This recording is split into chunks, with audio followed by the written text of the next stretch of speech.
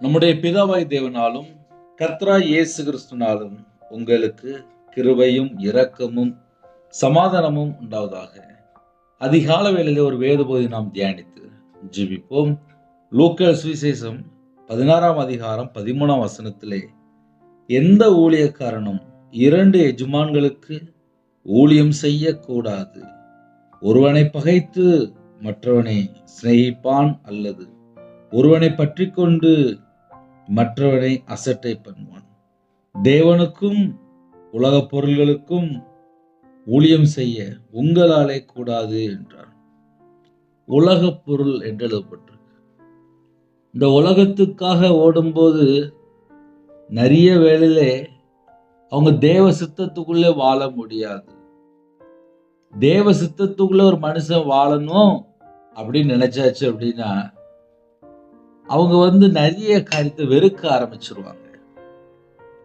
நிறைய காரியத்தை வெறுக்கும் போதுதான் பரலோகத்தினுடைய ஆசீர்வாதங்களை பெற்றுக்கொள்ள முடியும். பரலோகத்தினுடைய ஆசீர்வாதங்களை பெற்றுக்கொள்ளணும் அப்படின்னா அவங்களுடைய வாழ்க்கையில எல்லாமே தியாகம் பண்ணி வாழ்ந்துட்டு இருப்பாங்க. தீர்மானம் எடுத்து வாழ்ந்துட்டு இருப்பாங்க. அர்ப்பணிக்கப்பட்ட வாழ்க்கையா இருக்கும். பரிசுத்தமான வாழ்க்கையா இருக்கும். நீதியை பின்பற்றிட்டு இருப்பாங்க. அநியாயமான காரியத்தெல்லாம் விட்டு விலகி போயிடுவாங்க.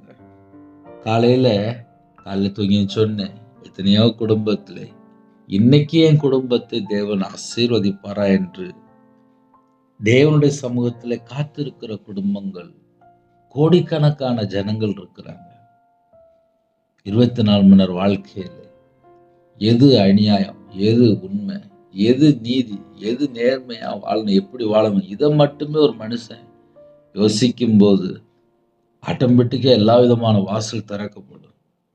2 எஜமான், இங்கேயும் நான் திருப்தியா வாழணும், தேவனுக்கும் நான் பிரியமானபடி வாழணும் அப்படின்னா கொஞ்சம் யோசிக்க வேண்டிய விஷயம் தான். தேவனுக்கு பிரியமானபடி வாழ்ந்தா மட்டும்தான் பலவிதமான நன்மைகளை பெற்றுக்கொள்ள முடியும். எந்த ஊழியக்காரனும் 2 எஜமான்களுக்கு ஊழியம் செய்யக்கூடாது. 2 எஜமான். அந்த 2 எஜமான் யாரு? நமக்கு ஒரே எஜமான் தான், பரலோகத்தில் இருக்காரு. இந்த பூமியில நிறைய குடும்பத்துல சத்துருடைய கையில பிடிக்கப்பட்ட நிலைமை. எப்படி வாழ்வாங்க அப்படின்னா, உலகத்தோடு இணைந்து உலகத்தில் உள்ள பொருள்களை சம்பாதிக்கிறதுக்கு உலகத்தோடையே பேருவாங்க. தேவனுக்கு கீழ்ப்படிங்க, தேவனோட வார்த்தையை கை கொள்ளுங்க, கர்த்தர் பிரியமானபடி வாழுங்க அப்படின்னா இந்த உலக காரியங்கள், உலகத்தில் உள்ள பொருள்கள் கொஞ்சமா தேவனோட சமூகத்தில் காத்திருந்துட்டு அதுக்கப்புறம் உலகத்துக்குள்ள போய் வாழ ஆரம்பிச்சாச்சு. ஞாயிற்றுக்கிழமை சர்ச்சைக்கு போகும்போது ஒரு மணி நேரம் 2 மணி நேரம், அந்த 1 மணி நேரம் 2 மணி நேரம் 3 மணி நேரம் தேவனோட சமூகத்தில் எப்படி இருந்தோம், எந்த அளவுக்கு அர்ப்பணிக்கப்பட்ட ஒரு தியாக வாழ்க்கையா இருந்துச்சு. இந்த கடைசி காலம் எவ்வளவோ நன்மைகளை தேவன் நமக்கு தந்திருக்காரு.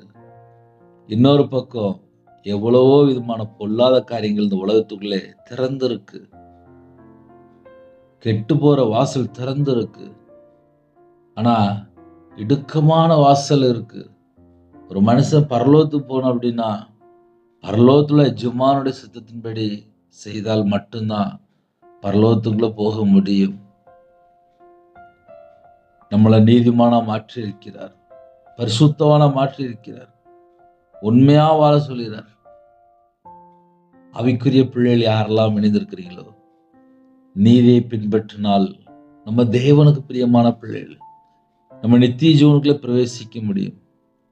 அதே நேரத்திலே அநீதியான காரியங்களை செய்யும் போது, அநீதியான காரியங்களை பின்பற்றும் போது, ஒரு மனுஷன் அநியாயமா வாழும்போது அவங்க தேவனுக்கு பிரியமா இருக்க முடியாது. 2 எஜமானுக்கு ஊழியம் செய்ய ஒருவனாலும் கூடாது.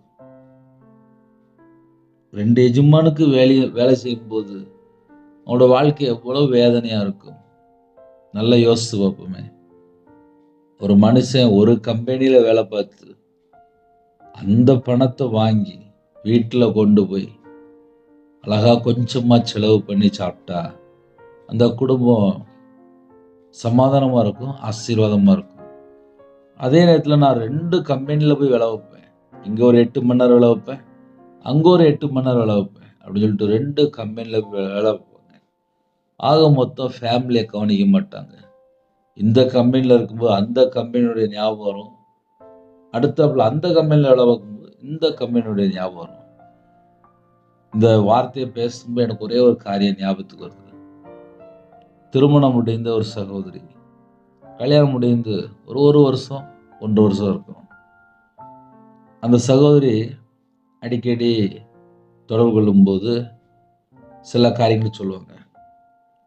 திடீர்னு ஒரு நாள் தொலைபேசி மூலியமாக ஃபோன் பேசும்போது, ரொம்ப மன அழுத்தமாக இருக்குண்ணே, என்னால் தாங்க முடியல, ரொம்ப டிப்ரெஷனாக இருக்குது அப்படின்னாங்க. அவங்க ஒரு காலேஜ் ப்ரொஃபஸர், இது போக சாஃப்ட்வேர் லைனில் அங்கேயும் வேலை பார்க்குறாங்க. 2 வேலை. காலையில் பார்த்தா ஒரு ஷிஃப்ட்டு, அவர் போயிட்டு வந்ததுக்கப்புறம் இன்னொரு ஷிஃப்ட்டு. கேட்டால் நான் வீட்டில் சும்மா தானே இருக்கிறேன் அப்படின்னு சொல்லிட்டு நைட்டு வரைய வேலை. ஆக மொத்தம் கணவரை கவனிக்க முடியல. அவங்களுடைய ஆவிக்குரிய வாழ்க்கை ரொம்ப தடுமாறிட்டு. என்னன்னு சொல்லி பார்க்கும்போது, காலேஜ் போயிட்டு இருந்ததுக்கப்புறம் எனக்கு நேரம் இருந்துச்சு, அதனால நான் இன்னொரு வேலையை கொஞ்சம் சேர்த்து செஞ்சேன், சம்பளம் நிறைய வருது, ஆனால் நிம்மதி மட்டும் இல்லை அப்படின்னாங்க. பார்த்தா கல்யாணம் முடிஞ்சு ஒரு 1.5 வருஷம் தான் ஆகுது. ரொம்ப பாரமாக இருக்கு.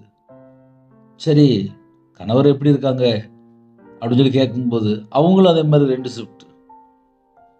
காலையில் ஒரு கம்பெனியில் வேலை, அப்புறம் இன்னொரு இடத்துல ஐடி ஃபீல்டு வேலை.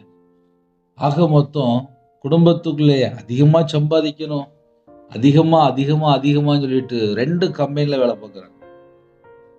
அதுக்கே நேரம் சரியாக போயிடுது. அப்படின்னா என்ன அர்த்தம் அப்படின்னா, இந்த உலகத்துக்குள்ளே வாழும்போது எவ்வளவு நாளும் சம்பாதிக்கலாம், எவ்வளவு நாளும் ஓடலாம். ஆனால் 2 எஜமானுக்கு ஒரு மனுஷன் வேலை செய்ய ஆரம்பிச்சாச்சு அப்படின்னா அங்கே சமாதானம் இருக்காது. ஒருவேளை உலகத்தில் உள்ள காரியங்கள், பொருள் வேணா சம்பாதிக்கலாம், ஆனால் நிம்மதி இருக்காது. இன்னைக்கு நிறைய குடும்பத்தில் அதுதான் நடக்கு. ரட்சிக்கப்பட்டு கர்த்தருக்காக வாழ ஆரம்பித்த நிறைய குடும்பங்கள் இன்னைக்கு தேதியில் நம்ம கர்த்தருடைய கரத்துக்குள்ள எப்படி இருக்கிறோம், வேதத்தின்படி நம்மளோட வாழ்க்கை தேவனுக்கு பிரியமானபடி இருக்கா அப்படின்னு சொல்லி கொஞ்சம் நம்ம ஆழமாக யோசித்து பார்க்கும்போது, ஒரு சகோதரன் என்கிட்ட பேசும்போது சொன்னா, அப்படி ஞாயிற்றுக்கிழமை பிள்ளைகள்லாம் சர்ச்சுக்கு போயிடுவாங்க, என் மனைவி சர்ச்சுக்கு போயிடுவாங்க, நான் வியாபாரம் பார்க்க போயிடுவேன், எனக்கு எப்போமாவது நேரம் இருந்தால் நான் ஞாயிற்றுக்கிழமை சர்ச்சுக்கு போவேன் அப்படின்னாங்க. அது அவங்களுடைய பிஸ்னஸ், அது அவங்களுடைய காரியம்.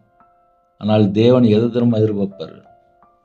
தேவனுடைய சமூகத்திலே பரிசுத்தமுள்ள ஓய்வு நாளிலே ஒரு மனுஷன் யாரு காத்து இருக்கிறார்? குடும்பமா தேவனை தொழுது கொள்ள பரிசுத்தமுள்ள ஓய்வு நாளை நமக்கு தந்திருக்கிறார். பரிசுத்தமுள்ள ஓய்வு நாளிலே, கிருபையின் காலத்திலே தேவனுடைய கிருபை பெற்றுக்கொள்ள, உன்னதமான தேவனை ஆராதிக்க, பரிசுத்தத்தோடும் ஆவியோடும் உண்மையோடும் ஆராதிக்க நம்முடைய தேவன் நம்மளை அழைத்திருக்கிறார். இந்த ஜனத்தை எனக்கென்று ஏற்படுத்தினேன், இவர்கள் என் துதியை சொல்லிக் கொண்டு வருவார்கள். பரிசுத்தமுள்ள ஓய்வு நாளிலே தேவனுடைய சமூகத்தில் காத்திருந்து நன்றி செலுத்தும் போது, தேவனை மகிமைப்படுத்தும் போது, கர்த்தர் நம்மையும் நம்முடைய குடும்பத்தையும் ஆசீர்வதிப்பார், வியாதியை விலக்குவார், அப்பத்தின் தண்ணீரை ஆசீர்வதிப்பார்.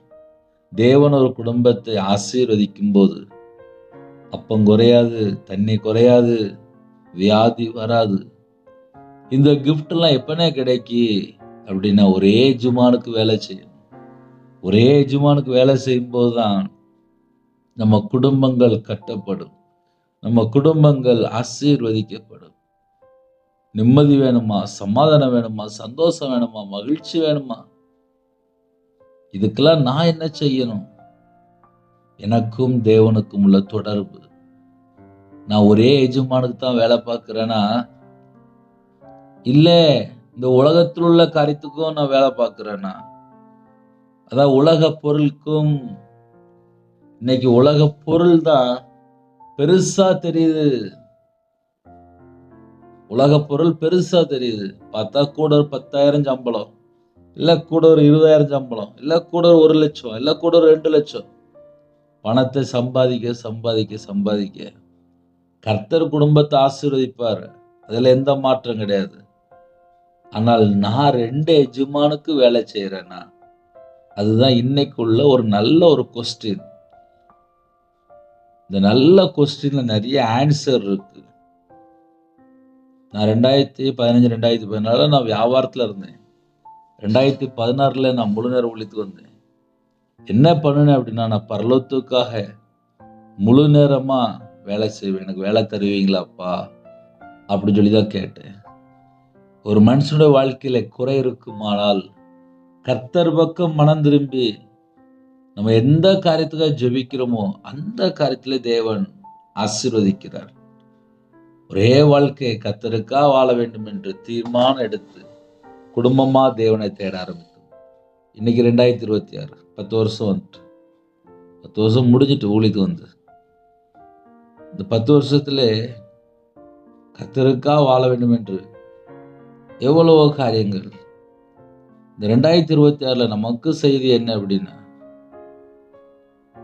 ஒரு மனுஷன் ஞாயிற்றுக்கிழமை தேவனுடைய சமூகத்துல போய் தேவனை ஆராதிக்கும் போது தேவன் பார்ப்பார். நிறைய குடும்பத்துல பிள்ளைகள் சர்ச்சுக்கு போல, பையன் சர்ச்சுக்கு போல, கணவர் சர்ச்சுக்கு போல, சில சகோதரிமார் ஞாயிற்றுக்கிழமை சர்ச்சுக்கு போறவங்க தவிர ஆவியும் இல்லை அனலும் இல்லை. ஏன்னா குடும்ப பிரச்சனை, குடும்ப பாரன்றதாங்க. ஒரு மனுஷன் தேவனை தேட தேட இந்த குடும்பங்கள் ஆசீர்வதிக்கப்படுகிறது. வீட்டில் கடன் பிரச்சனை, குடும்ப பிரச்சனை, வாழ்க்கை பிரச்சனை, தனிப்பட்ட வாழ்க்கையில் பல விதமான போராட்டங்கள் வரும்போது ஒரு மனுஷன் கர்த்தரை விட்டு தள்ளி போயிட்டே இருக்கிறான். அதில் சில குடும்பத்தில் பேசும்போது கர்த்தரை தூசிக்கிற மாதிரி வார்த்தை பேசுவாங்க. கர்த்தர் எனக்கு என்ன செய்தார் அப்படிம்பாங்க. அதெல்லாம் மிக பெரிய ஒரு தவறான வார்த்தை. நம்ம உயிரோடு இருக்கிறதே கர்த்தருடைய கிருபை.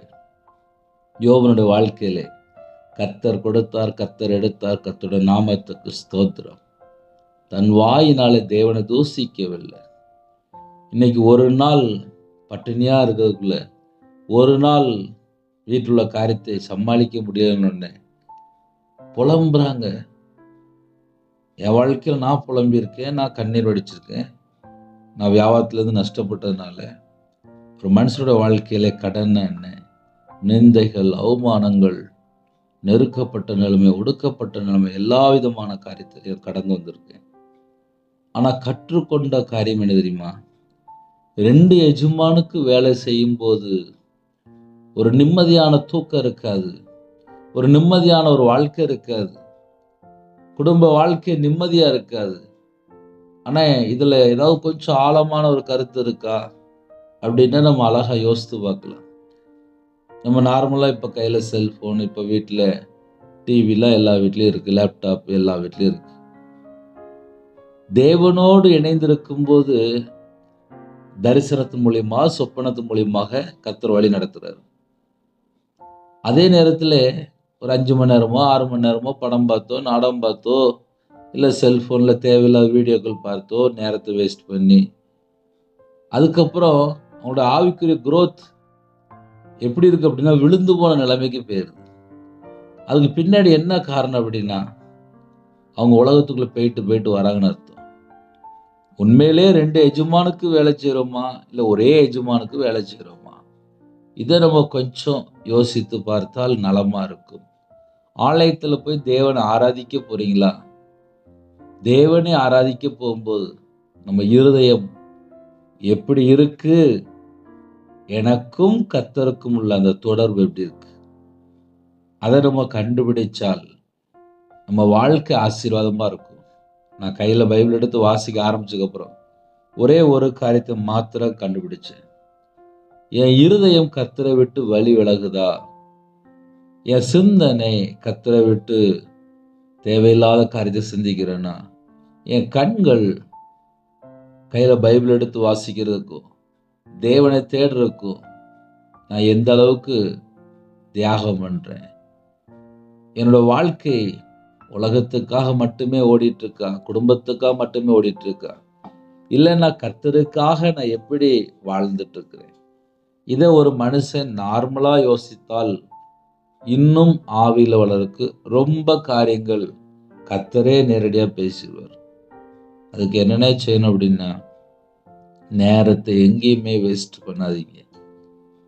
ஏன்னா நேரத்தை வேஸ்ட் பண்றதுக்கு நல்ல ஒரு காரியம் என்னன்னா, செல்போனா இருக்கு.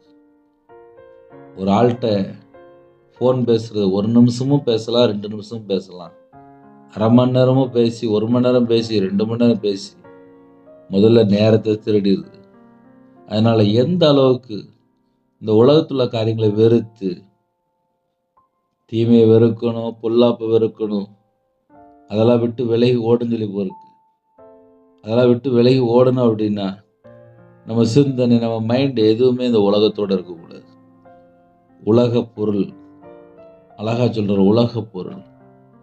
நீ உலகத்துல பொருளை சம்பாதிக்கிறது தான் கர்த்தரை விட்டு தள்ளி போறாங்க. இது ஒரு வேதனையான காரியம். ஒரு மனுஷன் எப்படி கர்த்தரை விட்டு தள்ளி போறான்னு சொல்லி பார்க்கும்போது அவங்களுக்கு நிறைய உலகத்துல காரியங்கள் தேவைப்படுது. அதனால என்ன பண்றாங்க அப்படின்னா, சரி போதும், சரி போதும், நான் ஜெபம் பண்ணிட்டேன், நான் பைபிள் வாசித்துட்டேன் அப்படின்னு சொல்லிட்டு உலகத்துக்குள்ள போய் அங்க பார்த்தா போய் பேசுறதும், அநியாயமா சம்பாதிக்கிறதும், லஞ்சம் வாங்குறதும், லஞ்சம் கொடுக்கறதும், எல்லாத்தையும் செஞ்சு முடிச்சுட்டு மறுபடியும் ஞாயிற்றுக்கிழமை போய் கர்த்தாவே கர்த்தாவே கர்த்தாவே என்னை மன்னியும். ஆனா இருதயம் ஃபுல்லா உலகத்தோடு சார்ந்து இருக்கு. இருதயம் ஃபுல்லா பணம், நகை, பொருள், மண்ணாசை, உலகாசை, பொருளாசை, இதெல்லாம் உலகத்தோட இணைந்து கர்த்தரை விட்டு தள்ளி போயிட்டு இருக்கிறாங்க. ஏன் கர்த்தரை விட்டு தள்ளி போறாங்க அப்படின்னா, கையில பைபிள் எடுத்து வாசிக்க நேரம் கொடுக்கறது இல்லை, ஆவியானவருக்கு இடம் கொடுக்கல. கர்த்தருடைய சபையிலே நான் ஆசீர்வதிக்கப்பட்ட சந்ததியா இருக்கணும், நாட்டப்பட்ட சந்ததியா இருக்கணும், எனக்கு சர்ச்சு வேணும், நான் தேவனோட சமூகத்துல போய் காத்திருப்பேன், அழிந்து போற ஆத்துமாக்களுக்கு ஜெபிப்பேன், நான் பரலோகத்துக்காக வேலை பார்ப்பேன், ஏன்னா வீட்டுல நிறைய தேவைகள் இருக்கு. உடனே என்ன பண்ணிடுவாங்க அப்படின்னா, கொஞ்ச நேரம் ஜெபம் பண்ணிட்டு அப்படியே கிளம்பி போயிடுவாங்க. உலகத்துக்குள்ள போறது நம்ம எந்த அளவுக்கு சேஃப்டியா இருக்கணுமோ அந்த அளவுக்கு சேஃப்டியா இருக்கணும். ஏன்னா நிறைய பொல்லாத காரியங்கள் தேசத்துக்குள்ள எல்லா பக்கமும் இருக்கு. கர்த்தருடைய பிள்ளைகள் வேறு பிரிக்கப்பட்ட ஜனமாக, ஆசீர்வதிக்கப்பட்ட ஜனமா இருக்கணும் அப்படின்னா தனித்து வாசம் பண்ணணுமா. இஸ்ரவேல் ஜனங்கள் தனித்து வாசம் பண்ணாங்க. அதே போல எந்த ஒரு காரியத்திலும் அகப்படாமல், ஒரு பொருள் ஆசையோ, ஒரு பண ஆசையோ, ஒரு நகை ஆசையோ, ஒரு மண் ஆசையோ, எதுலையுமே போய் அடிமைப்படாமல் கர்த்தருக்காக வாழ்ந்தால் கண்டிப்பாக குடும்பத்தை கர்த்தர் ஆசீர்வதிப்பார். அதனால கால வேளையிலே கர்த்தருடைய சமூகத்திலே காத்திருக்கிற நம்மை நாம் ஆராய்ந்து கர்த்தருடைய சமூகத்திலே தாழ்த்தும் போது குடும்பத்தை தேவன் ஆசீர்வதிக்கணும். இன்னைக்கு ஒரே ஒரு பாயிண்ட் தான் முக்கியமான பாயிண்ட். 2 எஜமான். ஒன்று, இந்த உலகத்தில் உள்ள காரியங்கள், உலகத்தில் உள்ள பொருள்கள், உலகத்தையே சார்ந்து போயிட்டு இருப்பாங்க. கேட்டா நான் ஆல்ரெடியே ஒரு இடத்துல வேலை பார்க்குறேன், எனக்கு இது போதும் அப்படிம்பாங்க. இன்னொரு பக்கம் தேவனுக்காக எழும்பணும்னு நினைக்கிறவங்க இந்த உலகத்துல எந்த ஒரு காரியத்திலையும் சிக்கி கொள்ள மாட்டாங்க. அதனால நம்ம எப்படி கண்டுபிடிக்கணும், ஈஸியா கண்டுபிடிக்கணும் அப்படின்னா, 24 மணி நேரத்துல எதுலெல்லாம் நான் சிக்கி கொள்றேன், எதுலெல்லாம் நான் டயத்தை வேஸ்ட் பண்றேன், எதெல்லாம் என்னை அடிமைப்படுத்துது, எனக்கும் தேவனுக்கும் நடுவிலே எந்த காரியம் என்னுடைய வாழ்க்கையில இருக்கு, இதை ஒரு மனுஷன் கண்டுபிடித்தால் நம்ம பரலோகத்துக்காக உண்மையா வாழ முடியும். ஹல்லேலூயா. புதிய நாளுக்கு ஜெபிப்போமா. எந்த ஊழியக்காரனும் 2 எஜமான்களுக்கு ஊழியம் செய்யக்கூடாது. எந்த ஊழியக்காரனும், யாரா இருந்தாலும் சரி, நானா இருந்தாலும் சரி, உலகத்துல யாரா இருந்தாலும் சரி, எந்த ஊழியக்காரனும் 2 எஜமானுக்கு ஊழியம் செய்யக்கூடாது. ஒருவனை பகைத்து மற்றவனை சிநேகிப்பான், அல்லது ஒருவனை பற்றி கொண்டு மற்றவனை அசட்டை பண்ணுவான். அசட்டை பண்ணக்கூடிய சில காரியங்கள் இதெல்லாம் இந்த உலகத்துக்குள்ள இருக்கு. ஒரு மனுஷனுடைய தனிப்பட்ட வாழ்க்கையில இருக்கு. ஆவியானவர் சொல்லும்போது அந்த வார்த்தைக்கு கீழ்ப்படியாமல், வசனத்தை கைக்கொள்ளாமல் அசட்டை பண்ணி வாழிற ஜனங்கள் உண்டு உண்டு. அதை ஏன் நம்ம உண்டு சொல்ல வேண்டியிருக்கு அப்படின்னா, இன்னைக்கு கர்த்தரை விட்டு தள்ளி போற நிறைய காரியங்கள் சத்துரு விதைச்சு வச்சிருக்கான். அதுல போய் சிக்கிக்கிட்டு முடியலன்னு சொல்லி புலம்புற குடும்பங்கள் உண்டு. ஒருவனை பகைத்து, ஒருவனை பற்றி கொண்டு நம்ம எப்படி இருக்கிறோம்? தேவனுக்குள்ள ஒரு மனுஷன் இருக்கும்போது இந்த உலகத்தை யோசிக்கவே மாட்டான். அப்படி ஒரு வாழ்க்கை தான் ஸ்பிரிச்சுவல் வாழ்க்கை. அதனால 2 எஜமானுக்கு ஒருவேளை ஊழியம் செஞ்சாச்சு அப்படின்னா நித்திய ஜீவனை இழந்து போயிடக்கூடாது. அதே நேரத்தில் தேவ திட்டத்தை விட்டு வழி விலகிடுவாங்க.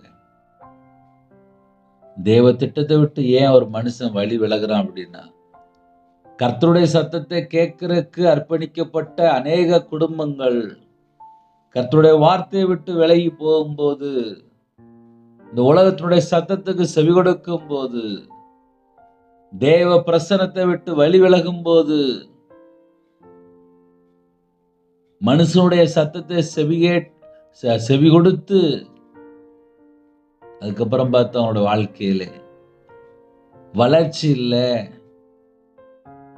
இப்படி நம்ம நிறைய சொல்லலாம். அதனால காலவேளையிலே உங்க இருதயத்துக்குள்ள தேவனுக்கு முதலிடம், உங்களுக்கும் தேவனுக்கும் ஒரு பர்சனல் அந்த ஐக்கியம், உறவு, தொடர்பு இதெல்லாம் எப்படி இருக்குன்னு நம்ம கண்டுபிடிச்சா மட்டும்தான், ஆமாப்பா நான் கொஞ்சம் குறையாதான் இருக்கிறேன். இந்த செய்தி மூலியமா நம்ம என்ன கண்டுபிடிக்கலாம் அப்படின்னா, எனக்கும் தேவனுக்கும் உள்ள அந்த தொடர்பு, அந்த ரிலேஷன், ஐக்கியம் எப்படி இருக்கு. கணவன் மனைவி அப்படின்னா ரொம்ப தூரம் தள்ளி போயிட்டாங்க அப்படின்னா ஒற்றுமை அங்க வேற மாதிரி மாறிடுது. வீட்டுக்குள்ள குழப்பம் வந்துடுது. ஆனால் எப்பொழுதும் வீட்டுக்குள்ளே கணவன் மனைவி ஒருமனப்பட்டிருந்தா அந்த வீடு பார்த்தா ஒரு குட்டி பரலோகம் போல இருக்கும். அதனால கால வேளையில தனிப்பட்ட ஒரு குடும்பங்கிறது அந்த குடும்பத்தோட முடிஞ்சிடும். ஆனால் எனக்கும் தேவனுக்கும் உள்ள தொடர்பு அது பரலோகத்தோட கனெக்ட் ஆகுது. பரலோகத்தோட கனெக்ட் ஆகணும் அப்படின்னா நம்ம கையில முழு வேதாந்தத்தை எழுதி கொடுத்தாரு. கையில பைபிள் எடுத்து வாசிக்கும் போது எது தப்பு, எது கரெக்ட், எது அநியாயம், எது எல்லாமே கண்டுபிடிச்சிடலாம். அதனால இணைந்திருக்கிற குடும்பங்கள் தேவனுக்காக வாழ்ற கற்பனைங்க. சின்ன ஜெபம் பண்ணி முடிக்க போறேன். இருக்கிற இடத்துல அப்படியே முழங்கால் போட்டு, இருக்கிற இடத்துல அப்படியே கண்களை மூடி கர்த்தரை நோக்கி பார்ப்போம். எப்படி பார்க்கணும் அப்படின்னா, நான் 2 எஜமானுக்கு வேலை செய்யக்கூடாதுப்பா. நான் பரலோகத்துக்காக நான் உண்மையா வேலை பார்க்கணும். எனக்கு நித்திய ஜீவன் தாங்கப்பா. என் வாழ்க்கையில நான் கர்த்தரை விட்டு எந்தெந்த பகுதியில் தள்ளி போய் இருக்கிறேனோ அதை உணர்ந்து ஆவியானவர் சத்தத்துக்கு செவி கொடுத்து ஆவியானவருக்கு கீழ்ப்படிந்து வாழ்வோமா? கண்களை மூடி நாம் ஜெபம் செய்வோம். அன்பின் கர்த்தாவே, நன்றியோடு துதிக்கிறோம், ஸ்துதிக்கிறோம்ப்பா. இந்த அருமையான வேளையிலே, பரிசுத்தமுள்ள ஓய்வு நாளிலே தேவனுடைய கரத்தில் எங்களை அர்ப்பணிக்கிறோம். கர்த்தரை விட்டு தள்ளி போற காரியங்கள் எங்களோட வாழ்க்கையிலே என்னெல்லாம் குறை இருக்கோ எல்லாமே மன்னிச்சிருங்கப்பா. 2 எஜமானுக்கு ஒருவன் ஊழியம் செய்யக்கூடாது. நாங்க பரலோகத்துக்காக வேலை பார்க்கறதுக்கு, பரலோக திட்டத்துக்காக எங்களை அர்ப்பணிக்கிறோம். தேவ சித்தத்துக்குள்ள நாங்க வரணும். தேவனுக்கு பிரியமானபடி வாழ அர்ப்பணிக்கிறோம்.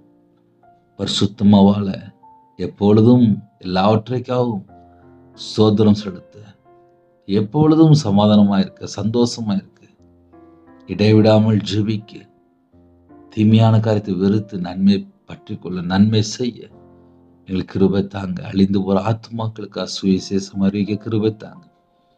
சத்தியத்தை அறிகிற அறிவிலே வளர எங்களுக்கு கிருபை தாங்க.